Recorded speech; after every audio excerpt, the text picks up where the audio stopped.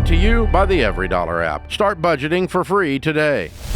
So I'm calling because my husband and I'll give you kind of some details. Happily married for 10 years. We've been together for 18. And his mom has been having some health issues the last couple of years. And a couple of years ago, we downsized her to a smaller home, everything all on one level. And things have been going great until last year. We got a phone call from the bank when we were on vacation that they were concerned about the amount of money exiting her account. When we get back home, we found out that over the course of about 9 months, she had given away over $150,000 in scams. And there's no recourse. The money is gone. It was not fraudulent. It was all on her own doing. Yikes. And so, thankfully, the home that we downsized her to is in our name. And thank goodness, because we are pretty confident that the person scamming her would have convinced her to get a second mortgage on the property. Yeah. So we've had a lot of conversations over the last year and a half about the amount of times that she has fallen and gotten hurt. And the reason that I think she even fell victim to these scams is that she's very lonely. She has been living on her own for over 30 years. Okay. And we just felt, how can we sit back and watch her be lonely and depressed and have these health issues? And we felt it on our hearts to welcome her into our home. The home that we are currently in is very small. It is our pre-marriage home, and we have dramatically outgrown it. So we identified and purchased a new home that we closed on last week.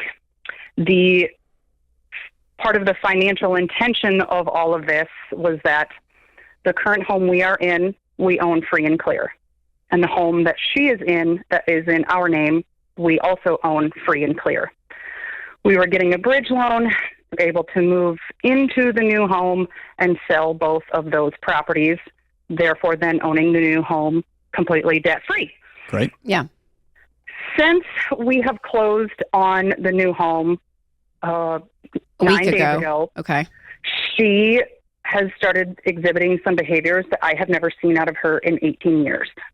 She has become very angry, very demanding, and I hate to say even almost entitled about the new home. And it has just been giving me all sorts of red flags about, I don't know if I can do this anymore. How old is she, Kelly? She will be 73 in a couple months. Has your husband sat down and laid out the ground rules for moving into your house? So we did sit down with her 2 nights ago, and I was very candid about that. I thought I was ready for this, that we have discussed this for about a year and a half, and all of a sudden I'm feeling a big wave of regret, and I feel like I may have overpromised something that I don't know that I can deliver on anymore. And she admitted that part of why she is recently very angry with us is because we have had to take over her finances. Sure. Because she continually was making poor choices. Right. And so she's very, very angry with us that we have not allowed her to obtain a new credit or debit card. Sure. And are y'all have some sort of financial power of attorney? Yes, my husband does. Okay, so does she have some sort of diagnosis that makes that possible, or does she sign it over to you? We had the financial power of attorney in place when we purchased the home that she is in 2021. I know, but she would have had to sign that over as an adult. Like, what keeps her from going to just get her own credit card? So part of what we did as putting the rails on things, and she was present with all of this, we froze her credit at all 3 credit bureaus. First, she had 2 credit cards. Then when we dug into it, we found she had 4. Well, no, she had 8. And they were all full of fraudulent charges. So here's how it all distills down. She's a 73-year-old woman, and she's an adult. And if she's got early onset dementia, or she's got some sort of mental health challenges or cognitive decline challenges, and y'all have had to step in to help, then part of stepping in to help is just knowing that no adult likes that kind of help, and there's just going to be some pushback. Very similar to when you're parenting a young child. You're doing the right thing, and it just comes with blowback. But can I ask, does she have that, Kelly, or is she just... But it sounds like y'all came in and said, if you're going to live in my house, then here's the rules, and she is really not liking that. Well, she has been without a debit or credit card for coming up on a year now. So do y'all give her an allowance?